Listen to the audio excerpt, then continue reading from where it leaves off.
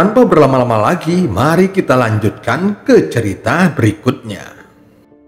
Bagian dalam makam Sujaku juga berbeda dengan apa yang dikatakan oleh si Tunan kepadanya. Si Tunan berkata bahwa bagian dalam makam Sujaku tidak besar dan terdapat gunung di tengahnya. Sujaku generasi pertama meninggalkan Dao Segel Sujaku di dalam gunung, dan di sanalah mayatnya berada.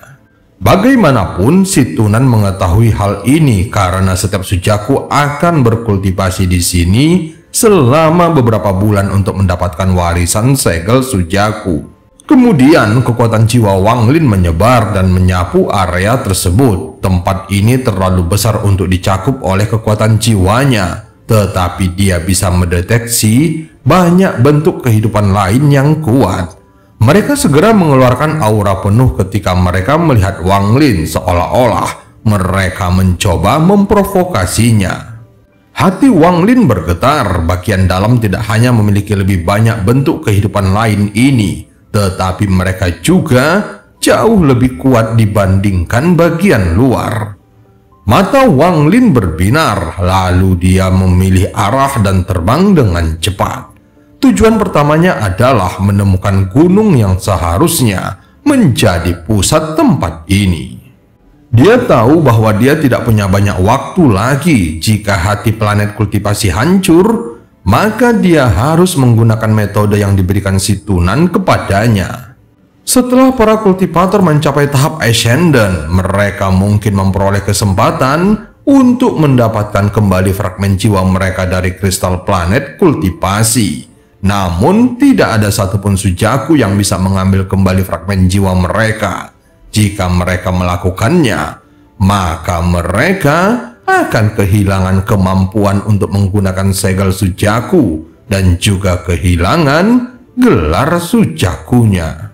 Namun, tidak semua kultivator Ascendant bisa berhasil dan tingkat keberhasilannya hanya 50%. Hanya setelah mencapai level di atas Ascendant, atau jika negara kultivasi peringkat 5 naik ke peringkat 6, barulah fragmen jiwa seseorang dapat diambil dengan aman. Bahkan Yun Kuizi tidak dapat mengambil kembali fragmen jiwanya. Faktanya, sejak negara Sujaku tiba, belum ada yang berhasil mendapatkan kembali fragmen jiwa mereka. Bagaimanapun, ini ada hubungannya dengan segel si Tunan. Meskipun segel pada kristal planet kultivasi mencegah Sujaku di masa depan untuk mengendalikan planet ini, namun segel tersebut juga menghentikan siapapun untuk dapat mengambil kembali fragmen jiwa ketika mereka mencapai tahap Ascendant. Di beberapa planet kultivasi yang lebih kuat, seperti yang dikendalikan oleh negara kultivasi peringkat 7 atau 8, terdapat sekte yang cukup kuat untuk menandingi planet kultivasi peringkat 6. Sekte-sekte ini telah menemukan cara untuk mengendalikan kristal planet kultivasi, sehingga menimbulkan perselisihan di dalam aliansi kultivasi. Pada saat ini, jauh di luar angkasa di sebuah planet besar, banyak sinar cahaya pedang terbang melintasi langit. Orang-orang ini tidak bertarung, tetapi bergegas ke suatu tempat. Planet ini sangat besar, ukurannya bahkan puluhan kali lebih besar dari planet Sujaku. Dan dengan planet sebesar ini, secara alami akan ada lebih banyak manusia di dalamnya. Terlihat ada 5 planet kecil mengorbit di planet besar ini. Ada juga banyak kultivator yang tinggal di masing-masing planet itu. Bahkan ada planet yang lebih kecil dengan formasi kuat yang melindunginya. Planet terbesar yang berada di tengah adalah planet Tianyun. 5 planet kecil lainnya berada di bawah kendali planet Tianyun yang merupakan planet peringkat 7. Adapun planet-planet lain yang lebih kecil, mereka adalah planet pribadi dari para kultivator yang sangat kuat. Tidak ada yang bisa memasukinya, kecuali orang tersebut diundang secara pribadi. Ada banyak sekte di planet Tianyun, tetapi tentu saja yang paling menonjol adalah sekte Tianming. Sekte Tianming mengatakan bahwa segala sesuatu dalam hidup bergantung kepada takdir. Semuanya sudah diatur, jadi tidak bisa dipaksakan dan tidak bisa dihindari. Keputusan sekte ini memberi mereka perasaan transendental. Orang yang menetapkan keputusan ini adalah orang yang dihormati oleh mayoritas penduduk di planet Tianyun. Dia adalah Tian Yunzi atau Olsir. Pada saat ini Tian Yunzi membuka matanya dari kultivasi pintu tertutupnya. Dia memiliki ekspresi lembut di wajahnya, dan meskipun dia memiliki rambut putih, namun dia tidak terlihat tua dan memberinya perasaan transendental. Matanya yang cerah menunjukkan lebih banyak energi daripada kebanyakan mata anak muda. Tidak ada tanda-tanda kematian pada dirinya dan dia dipenuhi dengan vitalitas yang tidak ada habisnya. Saat ini dia berada di pagoda sekte Tianming. Kedua matanya menampakkan cahaya misterius dan dia bergumam pada dirinya sendiri. Ketika aku mengunjungi seorang teman lama, aku melewati planet kultivasi yang setengah terbuang dan bertemu dengan seorang anak kecil. Anak ini mampu memahami ranah hidup dan mati dari siklus reinkarnasi dan berusaha mencapai tahap formasi jiwa. Tidak banyak orang yang bisa melakukan ini. Jadi ketika aku melihat kultivasinya masih kurang, aku memberinya petunjuk dan berkata bahwa aku akan menerimanya sebagai murid kehormatanku selama 100 tahun. Hari ini aku tiba-tiba merasakan anak ini akan segera datang. Aku tidak tahu pada tingkat kultivasi apa dia sekarang. Tetapi jika dia berhasil sampai di sini dan tingkat kultivasinya tidak pada tahap akhir formasi jiwa, maka aku akan sangat kecewa. Tian Yunzi merenung sejenak sebelum sedikit menggelengkan kepalanya dan menutup matanya lagi. Saat ini di dalam makam Sujaku, Wang Lin telah melambat dan menjaga kekuatan jiwanya dalam kisaran yang lebih kecil dari sebelumnya. Ada terlalu banyak bentuk kehidupan lain di sekitar sini, dan beberapa di antaranya akan sulit ditangani oleh Wang Lin kecuali jika dia menggunakan bendera jiwa 1 miliar jiwa. Dia bergerak dengan sangat hati-hati. Setiap kali dia mendeteksi bahaya, dia akan segera mengubah arah dan mengitarinya. Hal ini menyebabkan perjalanannya melambat. Pada hari ini yang muncul di hadapan Wang Lin adalah dua gunung yang menembus langit. Di antara kedua gunung itu ada jalan kecil tanpa ujung yang terlihat menuju ke kedalamannya yang dikelilingi oleh hutan yang indah. Saat ini Wang Lin berdiri di antara dua gunung. Dia merenung sebentar dan matanya terlihat berbinar. Dia sudah berada di bagian dalam makam selama beberapa hari. Menurut perhitungannya, pusat makam ini seharusnya melalui jalan setapak. Namun di sepanjang jalan, Wang Lin dapat dengan jelas merasakan bahwa semakin dekat dia ke pusatnya, semakin banyak bentuk kehidupan lain yang muncul. Bahkan ada beberapa yang lebih kuat, dan itu bukanlah sesuatu yang bisa ditanganinya dengan mudah. Setelah merenung sejenak, Wang Lin berjalan menuju jalan kecil di antara dua gunung. Dia sangat berhati-hati dalam setiap langkahnya dan terus memperhatikan sekelilingnya. Bentuk kehidupan lain ini memiliki berbagai macam tampilan. Jika seseorang lengah untuk sesaat, maka mereka akan terjebak. Sepanjang perjalanan, Wang Lin memandangi permukaan dua gunung di kedua sisi jalan sempit ini. Ada bercak basah di permukaan pegunungan yang halus, dan terkadang tetesan air jatuh dari sisi pegunungan. Setelah berjalan beberapa puluh meter, ekspresi Wang Lin berubah dan dia menyadari ada sesuatu yang tidak beres. Dia dengan hati-hati melihat ke dinding kedua gunung dan matanya berbinar. Kalau tempat ini basah sepanjang tahun, pasti tumbuh lumut. Bagaimanapun, tempat ini mirip dengan dunia luar. Namun tempat ini sepertinya baru saja basah.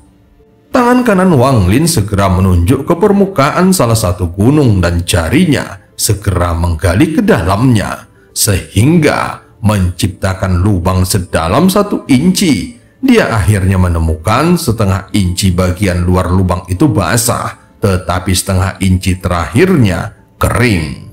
Tanpa ragu-ragu, Wang Lin dengan cepat mundur. Dalam sekejap mata, dia sudah keluar dari jalan kecil, dan saat dia mundur, air di dinding gunung mulai bergerak. Kemudian air keluar dari dinding dan tetesan air jernih mulai mengambang di atas jalan kecil itu.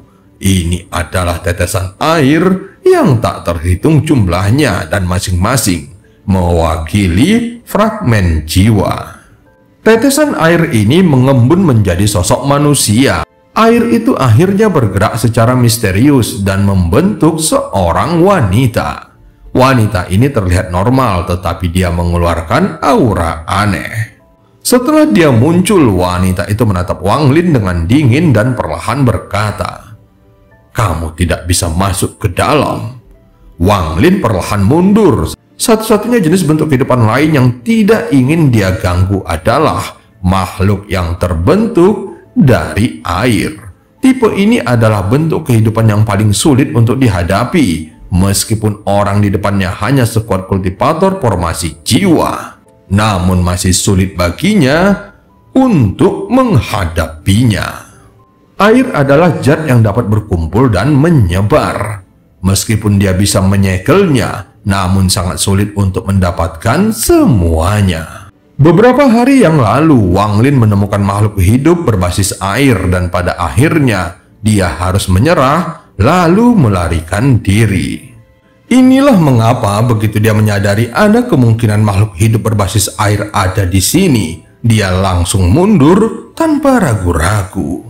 Saat mundur, dia menyebarkan kekuatan jiwanya untuk memeriksa apa yang ada di depannya. Sebelumnya, kekuatan jiwanya tidak tersebar luas untuk menghindari masalah yang tidak perlu. Tetapi sekarang setelah makhluk air ini muncul, dia menyebarkannya tanpa ragu-ragu dan matanya tampak terkejut.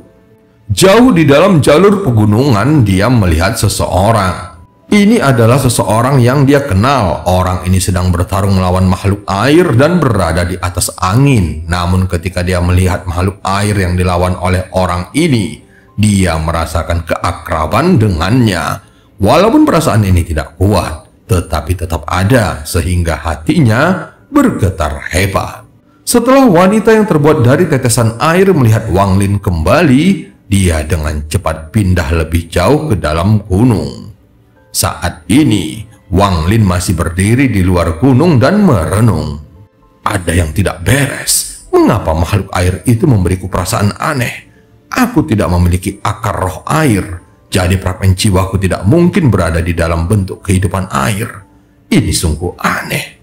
Wang Lin tampak sedikit mengeringit. Saat dia hendak pergi, ekspresinya tiba-tiba berubah dan dia langsung berbalik. Dia tiba-tiba merasakan sakit di hatinya, seolah-olah ada fragmen jiwanya di dalam sana yang dengan lemah meminta pertolongannya.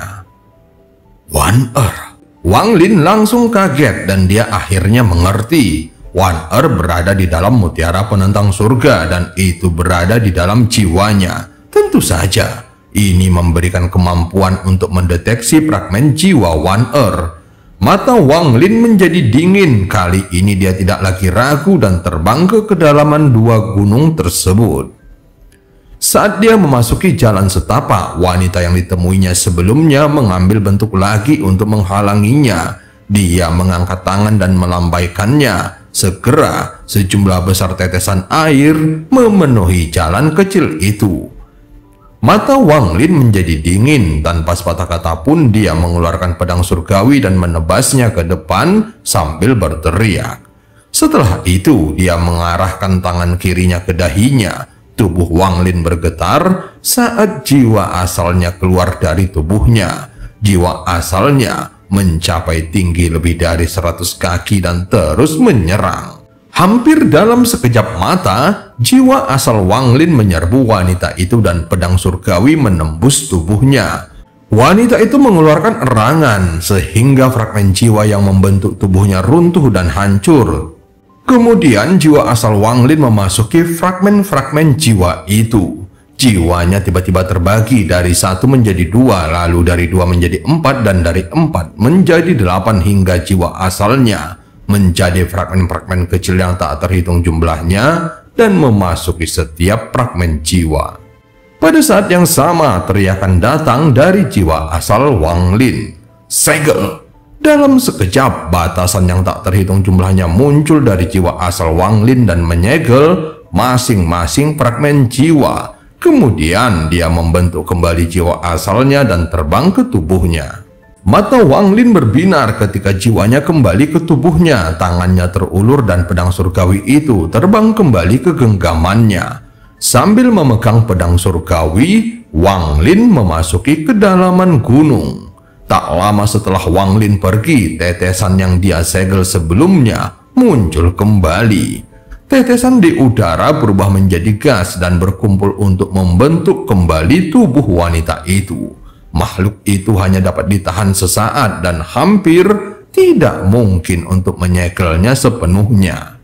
Sorot mata wanita ini tajam saat dia melihat ke kedalaman gunung. Tubuhnya berubah sekali lagi saat dia bergegas ke arah Wang Lin. Saat ini Wang Lin bergerak sangat cepat, jadi dia tiba jauh di dalam gunung hanya dalam beberapa saat. Ada seorang lelaki tua bungkuk dengan sebagian bajunya yang robek di sini. Terlihat ada banyak tato yang bercahaya di tubuhnya. Ada juga tato yang mengambang di udara dan membentuk segel dengan massa udara yang tampak mendidih di tengahnya. Di dahi lelaki tua itu ada tanaman berdaun 8 dan itu memancarkan energi tato yang kuat.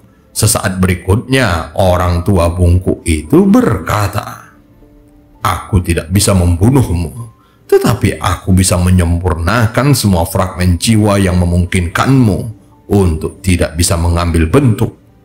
Sehingga butuh beberapa saat bagimu untuk pulih, jadi kamu tidak akan bisa mengejarku lagi." Orang tua ini adalah orang yang mengejar Wang Lin ke ruang spasial di makam abadi. Pada akhirnya, dia menggunakan roh leluhur agar bisa diselamatkan oleh anggota klannya. Kebenciannya terhadap Wang Lin telah mencapai batasnya dan menyebabkannya melakukan pembunuhan besar-besaran dalam perang ini. Di antara semua dukun berdaun 8, dialah yang paling banyak membunuh para kultivator.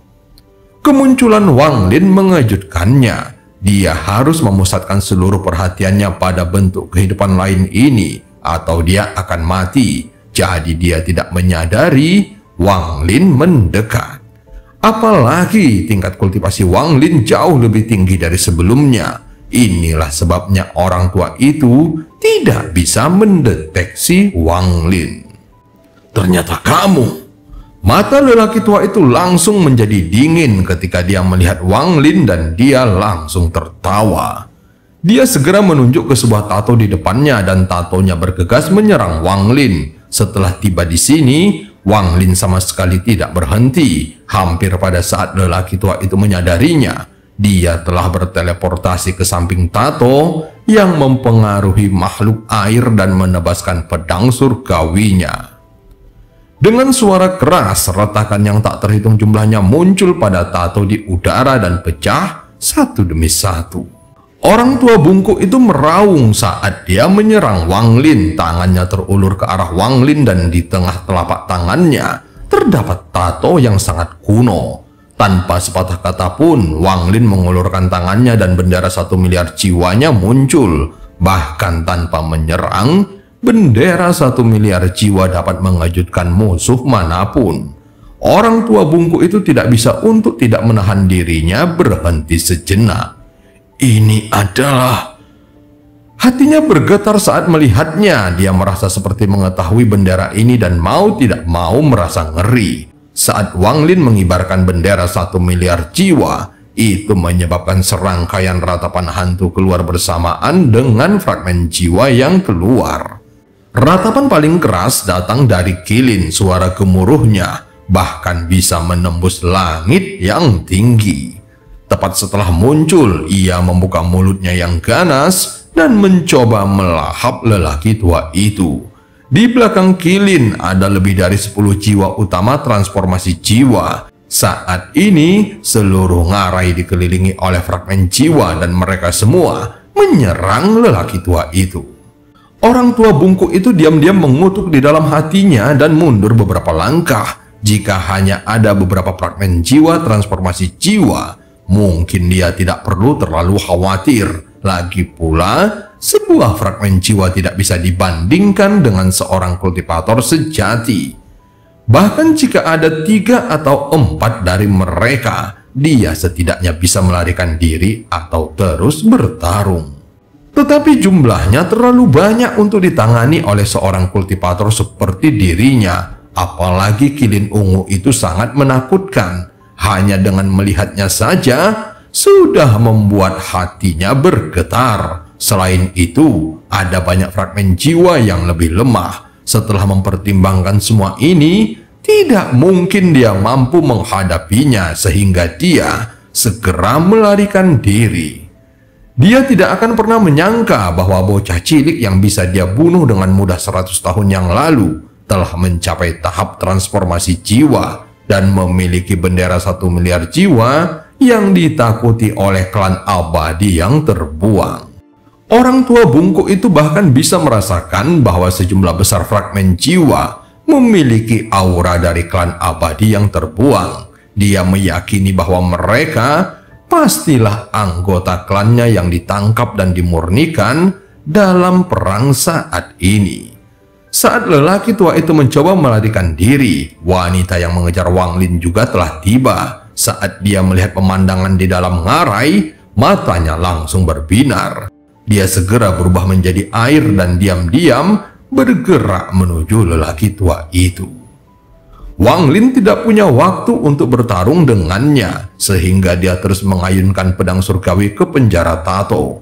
Serangkaian suara gemuruh terdengar saat semakin banyak tato yang hancur.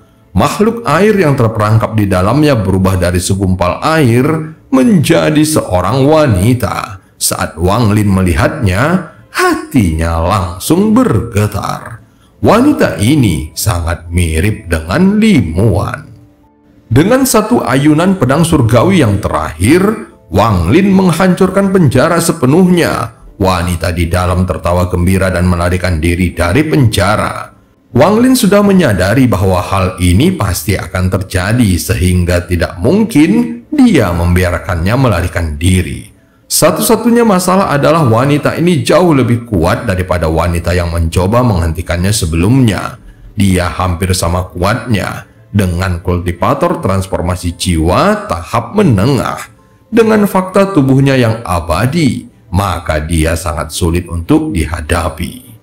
Bahkan lelaki tua itu tidak bisa membunuhnya dan hanya bisa menjebaknya untuk sementara waktu.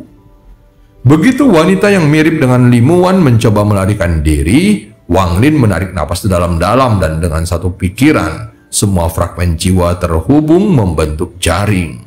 Selain beberapa jiwa utama yang mengejar lelaki tua itu, sisanya berkumpul di sini.